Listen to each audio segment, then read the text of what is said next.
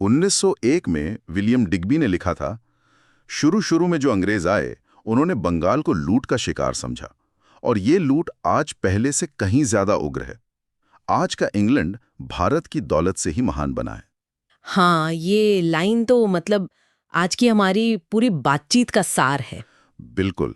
आज हम भारत में औपनिवेशिक दौर को समझने की कोशिश करेंगे। आखिर ऐसा क्या था भारत में कि यूरोप की बड़ी बड़ी ताकतें यहाँ खिंची चली आईं?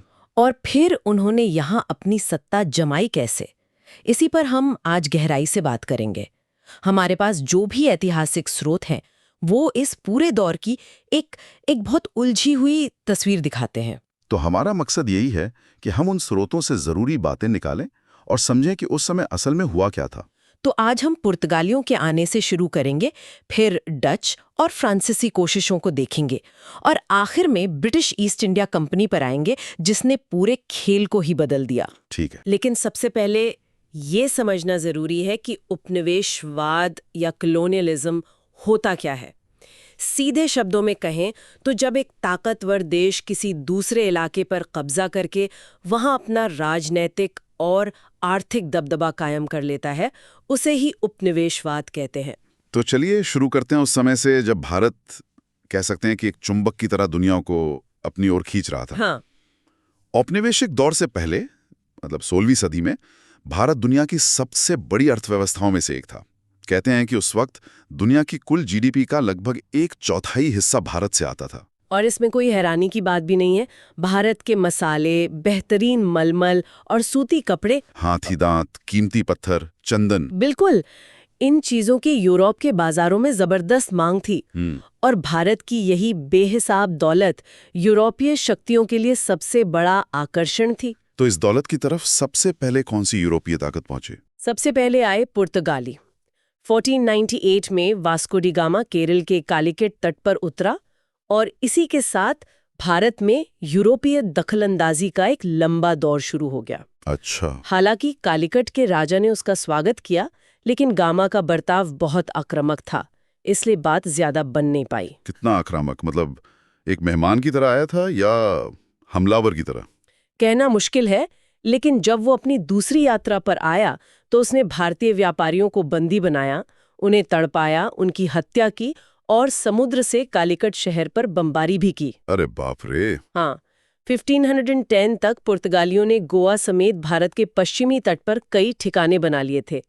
फिर उन्होंने अरब सागर में अपना दबदबा बनाने के लिए एक कार्टेज सिस्टम शुरू किया। कार्टेज, ये क्या था? कोई टैक्स जैसा? इसे आप एक तरह का समुद्री गुंडा टैक्स कह सकते हैं। अच्छा। इसका मतलब था कि अरब सागर से गुजरने वाले हर जहाज को पुर्तगालियों से एक परमिट यानी कार्टेज लेना होगा, और जिसके पास ये परमिट नहीं होता उसके जहाज को लूट लिया जाता था। तो इस तरीके से उन्होंने व्यापार पर कब्जा कर लिया। हाँ, लगभग 1 सदी तक मसालों के व्यापार पर अपना एकाधिकार बनाए रखा। यानी व्यापार के साथ साथ जबरदस्ती भी चल रही थी। बिल्कुल, और ये सिर्फ व्यापार तक ही सीमित नहीं रहा। 1560 में उन्होंने गोवा में धर्म न्यायाधिकरण यानी इंक्विजिशन की स्थापना की। इंक्विजिशन? हाँ, ये एक ऐसी अदालत थी जो गैर ईसाइयों पर जुल्म करती थी और जबरन धर्म परिवर्तन करवाती थी। ये धार्मिक उत्पीड़न का एक बहुत ही भयानक दौर था। लेकिन क्या स्थानीय लोगों ने इसका कोई विरोध नहीं किया? मतलब सबने इसे चुपचाप सह लिया? हरगिज नहीं। और यहीं पर उल्लाल की रानी अब्बक्का की कहानी बहुत दिलचस्प हो जाती है। बताइए। 16वीं शताब्दी के आखिर में पुर्तगालियों ने उनके बंदरगाह पर कब्जा करने की कई कोशिशें की, लेकिन रानी अब्बक्का ने हर बार उन्हें हरा दिया। बाद में उनके उत्तराधिकारी अब्बक्का द्वितीय ने तो कमाल ही कर दिया। क्या किया उन्होंने? कहा जाता है कि उन्होंने नारियल के खोल में आग के गोले भरकर पुर्तगाली नौसेना के कई जहाजों को तबाह कर दिया था। नारियल के खोल से बने आग के गोले? ये तो कमाल की रणनीति है। हाँ, और इन वीरांगनाओं की कहानियां आज भी कर्नाटक के लोक नाटकों यक्षगान में जिंदा हैं। ये दिखाता है कि प्रतिरोध हमेशा से था। तो पुर्तगालियों ने अपनी समुद्री ताकत से दबदबा तो बनाया जी, लेकिन क्या उस वक्त उन्हें चुनौती देने वाली कोई और यूरोपीय शक्ति नहीं थी? बिल्कुल थी। 17वीं शताब्दी की शुरुआत में डच आए और उनका मकसद भी पुर्तगालियों जैसा ही था, मसालों का व्यापार। उन्होंने भारत के कई तटीय इलाकों में अपनी फैक्ट्रियां लगाईं, लेकिन भारत में उनका असर बहुत सीमित रहा। और इसकी एक बड़ी वजह 1741 की कोलाचल की लड़ाई थी, है ना? एकदम सही।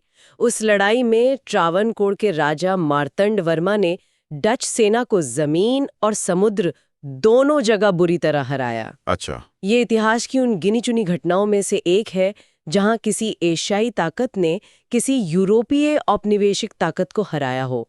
इस हार के बाद भारत में डचों का सूरज डूब गया। और डचों के बाद मैदान में फ्रांसीसी कूदे और उनकी नजर सिर्फ व्यापार पर नहीं थी। नहीं, उनके गवर्नर जनरल डुप्ले ने कुछ ऐसी चालें चली जिन्हें बाद में अंग्रेजों ने बड़े पैमाने पर इस्तेमाल किया। हाँ, ड्यूप्ले बहुत चालाक था। उसी ने सबसे पहले भारतीय सैनिकों को यूरोपियन तरीके से लड़ने की ट्रेनिंग देना शुरू किया। इन सैनिकों को सिपाही कहा जाता था। और उसकी दूसरी रणनीति तो और भी खतरनाक थी। हाँ, वो भारतीय रियासतों के अंदरूनी झगड़ों में दखल देता, किसी एक राजकुमार का साथ देकर उसे गद्दी पर बिठाता और फिर उसे अपनी कठपुतली की तरह इस्तेमाल करता। तो अंग्रेजों ने जो कुछ बाद में किया उसका खाका तो फ्रांसीसियों ने ही तैयार कर दिया था एक तरह से। हाँ, लेकिन अंग्रेजों के सामने उनकी ये रणनीति ज्यादा दिन चल नहीं पाई।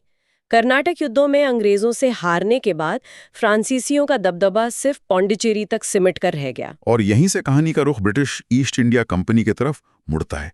ये बात आज भी हैरान करती है कि कैसे एक व्यापार करने वाली कंपनी देखते ही देखते पूरे भारत की मालिक बन बैठी। देखिए, ये कोई एक दिन में नहीं हुआ। ये एक बहुत धीमी और सोची समझी प्रक्रिया थी।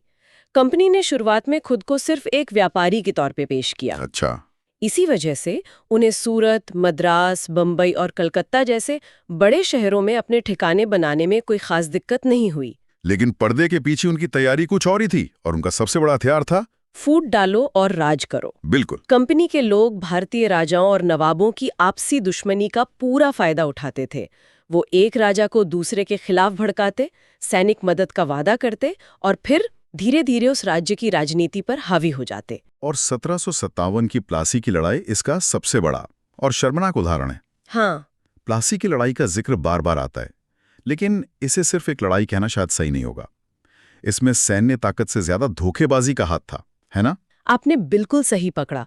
ये लड़ाई से ज्यादा एक सौदा था, एक साजिश थी। जब बंगाल के नवाब सिराजुद्दौला और कंपनी के बीच तनाव बढ़ा तो रॉबर्ट क्लाइव ने नवाब के सेनापति मीर जाफर से एक गुप्त समझौता कर लिया। वादा ये था कि अगर मीर जाफर युद्ध के दौरान नवाब को धोखा देगा तो उसे बंगाल का अगला नवाब बना दिया जाएगा। और मीर जाफर मान गया? हाँ, जब लड़ाई शुरू हुई तो नवाब की सेना का एक बहुत बड़ा हिस्सा जो मीर जाफर के नीचे था वो चुपचाप खड़ा रहा। नवाब हार गया और मारा गया। ये धोखा इतना बड़ा था कि आज भी भारत में मीर जाफर नाम गद्दार का दूसरा नाम बन गया है। सही बात है। इस एक जीत ने कंपनी के लिए सारे दरवाजे खोल दिए। लेकिन सिर्फ साजिशों से तो पूरा देश कब्जा नहीं किया जा सकता। उन्होंने इसे कानूनी जामा कैसे पहनाया? इसके लिए उन्होंने कई एडमिनिस्ट्रेटिव पॉलिसीज प्रशासनिक नीतियां बनाई। इनमें से एक थी 19वीं सदी की कुख्यात हड़प नीति यानी डॉक्ट्रिन ऑफ लैप्स। हड़प नीति? इसके मुताबिक अगर किसी राजा की मौत बिना बेटे के हो जाती तो उसकी रियासत को सीधे ब्रिटिश साम्राज्य में मिला लिया जाता था। ये तो भारतीय परंपरा पर सीधा हमला था। भारत में तो गोद लेने की परंपरा हजारों साल पुरानी है। बिल्कुल। और एक और चालाकी भरी नीति थी सहायक संधि यानी सब्सिडरी अलायंस। अच्छा, ये क्या थी? ये एक तरह का प्रोटेक्शन रैकेट था। अंग्रेज किसी भारतीय शासक से कहते कि हम आपकी सुरक्षा करेंगे, बस आप हमारी सेना की एक टुकड़ी को अपने राज्य में रखिए और उसका सारा खर्च उठाइए। बदले में राजा को अपनी विदेश नीति भी अंग्रेजों को सौंपनी पड़ती थी। अपनी ही गुलामी का खर्च भी खुद उठाओ और अपनी आजादी भी सौंप दो। सही समझे। इसे कम खर्च में साम्राज्य बनाने का एक बेहतरीन तरीका कहा जा सकता है। एक बार कोई राज्य इस जाल में फंस गया तो उसका बाहर निकलना नामुमकिन था। इन राजनीतिक चालों का असर तो राजा महाराजाओं पर पड़ा, लेकिन आम आदमी की जिंदगी पर इन सब का क्या असर हुआ? बहुत ही भयानक असर हुआ। प्लासी की लड़ाई के बाद कंपनी को बंगाल, बिहार और उड़ीसा से टैक्स वसूलने का अधिकार मिल गया। रॉबर्ट क्लाइव ने बंगाल को धरती का स्वर्ग कहा था। हाँ। लेकिन कंपनी की नीतियों ने उसे कुछ ही सालों में नर्क बना दिया।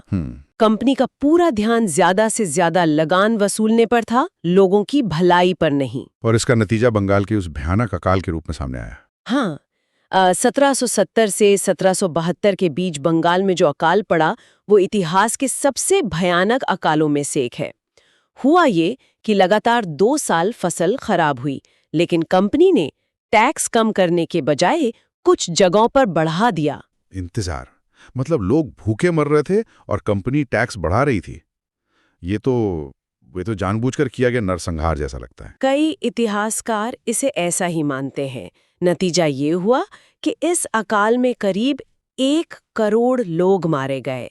ये उस समय बंगाल की आबादी का लगभग 1/3 हिस्सा था। 1 करोड़ लोग, ये तो आज के जमाने में किसी छोटे देश की पूरी आबादी है। ब्रिटिश अधिकारी W. हंटर ने उस वक्त की हालत के बारे में लिखा है, किसान अपने जानवर बेच रहे थे, अपने औजार बेच रहे थे, वो अपने बच्चों को बेच रहे थे, जब तक कि कोई खरीदार नहीं बचा। भूखे और बीमार लोग झुंड के झुंड शहरों की तरफ भाग रहे थे। और ये कोई एक घटना नहीं थी। ब्रिटिश राज में ऐसे अकाल बार बार पड़ते रहे। 1876 से 78 के बीच दक्कन में एक और भीषण अकाल पड़ा, जिसमें लगभग 80 लाख लोग मारे गए। बाप रे! और उस वक्त सरकार का रवैया तो और भी चौंकाने वाला था। उन्होंने क्या किया? या शायद क्या नहीं किया। उन्होंने कुछ नहीं किया।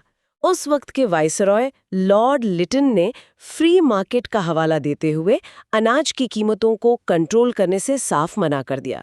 और हद तो तब हो गई जब अकाल के बीच ब्रिटेन को अनाज का निर्यात जारी रहा। क्या लोग यहाँ भूखे मर रहे थे और भारत से अनाज बाहर भेजा जा रहा था? हाँ, और इसी अकाल के बीच 1876 में लिटन ने दिल्ली में 1 हफ्ते तक चलने वाला आलीशान दरबार लगाया। दरबार जिसमें महारानी विक्टोरिया को भारत की साम्राज्ञी घोषित किया गया। एक तरफ लाखों लोग भूख से मर रहे थे, दूसरी तरफ दिल्ली में जश्न मनाया जा रहा था। ये तो एक अनुमान के मुताबिक पूरे ब्रिटिश शासन के दौरान अकालों में मरने वालों की कुल संख्या 5 से 10 करोड़ के बीच हो सकती है। ये आंकड़े तो दिल दहला देने वाले हैं। हाँ, तो एक तरफ ये भयानक अकाल थे और दूसरी तरफ अंग्रेज भारत से पैसा बाहर भेजे जा रहे थे। हाँ, यही है वो मशहूर ड्रेन ऑफ वेल्थ थ्योरी, है ना? बिल्कुल। इस विचार को सबसे पहले दादा भाई नौरोजी ने अपनी किताब poverty and un British rule in India में सामने रखा था। उन्होंने ब्रिटिश सरकार के ही आंकड़ों का इस्तेमाल करके साबित किया कि कैसे भारत की दौलत लगातार ब्रिटेन की तरफ बह रही थी और बदले में भारत को कुछ भी नहीं मिल रहा था। कितना पैसा? क्या इसका कोई अंदाजा है? हाल ही में अर्थशास्त्री उत्साह पटनायक ने एक अनुमान लगाया है जो होश उड़ा देने वाला है। उनके मुताबिक 1765 से 1938 के बीच अंग्रेजों ने भारत से लगभग 45 ट्रिलियन अमेरिकी डॉलर की संपत्ति निकाली। 45 ट्रिलियन डॉलर, ये रकम तो दिमाग में भी नहीं आती। ये आज ब्रिटेन की पूरी इकोनॉमी का लगभग 13 गुना है। हाँ, ये अविश्वसनीय है। अमेरिकन इतिहासकार ब्रूक्स एडम्स ने तो यहाँ तक लिखा कि ब्रिटेन की औद्योगिक क्रांति का पैसा भी भारत की इसी लूट से आया था। तो कुल मिलाकर ये कहानी है एक ऐसे देश की जो कभी दुनिया की सबसे अमीर अर्थव्यवस्थाओं में से एक था, लेकिन फिर यूरोपीय ताकतों, खासकर अंग्रेजों की सोची समझी और शोषक नीतियों ने उसे एक गरीब उपनिवेश बना दिया। सही बात है। फूट डालो और राज करो से लेकर भारी टैक्स और दौलत की निकासी तक हर कदम ने भारत को खोखला कर दिया। बिल्कुल, और ये हमें एक बहुत ही जरूरी सवाल पर ला खड़ा करता है। हाँ, अक्सर ये तर्क दिया जाता है कि ब्रिटिश शासन ने भारत को रेलवे, टेलीग्राफ और एक मजबूत प्रशासनिक ढांचा जैसी कुछ अच्छी चीजें भी दी। हाँ, ये रेलवे वाली दलील तो बहुत सुनने को मिलती है। लेकिन यहाँ सोचने वाली बात ये है कि जब इस पूरे इंफ्रास्ट्रक्चर को बनाने का पैसा भारत की ही लूटी हुई दौलत से आया था और इसका मुख्य मकसद भारत के अंदर से कच्चा माल बंदरगाहों तक पहुंचाना और अपनी सेना को तेजी से एक जगह से दूसरी जगह ले जाना था, तो क्या इसे वाकई एक तोहफा माना जा सकता है, या ये भी नियंत्रण और शोषण का ही एक और औजार था जिसे करोड़ों लोगों की जिंदगी की कीमत पर बनाया गया था?